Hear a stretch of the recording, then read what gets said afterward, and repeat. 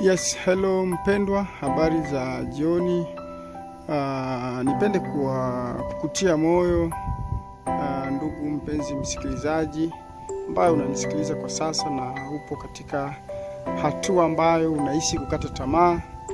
Nipende kukutia moyo kwamba katika hatua hiyo uliopo ipo siku utaitoka, na ukijaribu kuangalia nyuma utaona namna ambavyo Mungu amekupigania na hata kwa wakati utatoa ushuhuda. Kwa hiyo kwa namna yote ile jipange kwa ajili ya kutoa ushuhuda namna ambavyo Mungu anakupitisha kwa jambo fulani ambalo unapitia sasa hivi.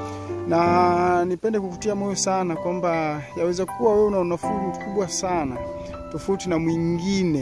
Yaani ukijaribu kuangalia kwako na mwingine unaweza kukuta ni tofauti kabisa. Kwa hiyo kuna mwingine anaweza katamani hali hiyo ulionayo, na anaweza kuwa anamuomba hata Mungu kwamba naomba unipatie hali alionayo fulani. Lakini wewe kwa wakati huo unaweza kuona kwamba aidha ndio unateseka kuliko wote dunia nzima. Nipende kukutia moyo kwamba kwa namna yote ile, katika mchakato wote ule ambao Mungu anaruhusu kukupitisha wewe, mshukuru Mungu. Kwa maana Mungu anasema tushukuru kwa kila jambo.